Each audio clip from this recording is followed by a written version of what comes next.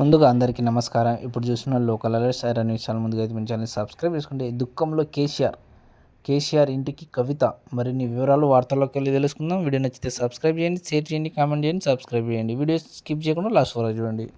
కంట్లో నీళ్లతో కేసీఆర్ ఇంటికి బయలుదేరిన కల్వకుంట్ల కవిత.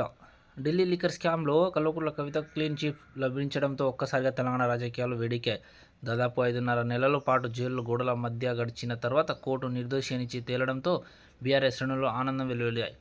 ఈ విజయం తర్వాత కవిత తన తండ్రి కేసీఆర్ దగ్గరకు వెళ్ళడం, ఆ క్షణం ఎలా ఉండబోతుందో ఇప్పుడు అందరిలోనూ ఆసక్తిని రేపుతుంది. రాజకీయాల్లో ఎంతటి ధైర్యవంతురాలుగా కనిపించిన ఒక కూతురిగా తన తండ్రిని కలిసేటప్పుడు ఆమె కళ్ళలో నీళ్లు తిరగడం ఖాయమని స్నేహితులు చెబుతున్నారు.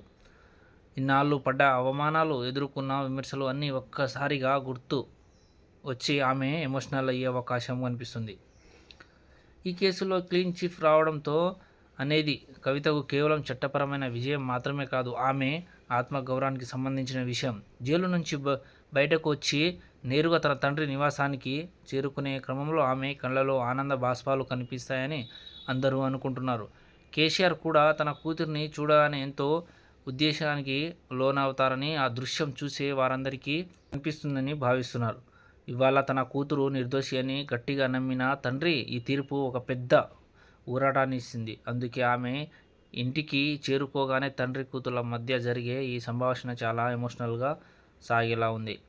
పార్టీ కార్యకర్తలు కూడా కవితకు ఘన స్వాగతం పలికేందుకు సిద్ధమవుతున్నారు. ఒక పక్క విజయోత్సవం కనిపిస్తున్నా మరోపక్క ఆమె పడ్డ కష్టాన్ని తలుచుకొని అందరూ భావోద్వేగానికి గురవుతున్నారు. లిక్కర్ కేసులో ఇన్నాళ్ళు ఎదుర్కొన్న వేధింపుల నుంచి విముక్తి లభించడంతో కవిత తన తండ్రి ఆశీస్సులు తీసుకొని మళ్ళీ రాజకీయాల్లో యాక్టివ్ అవ్వాలని చూస్తున్నారు.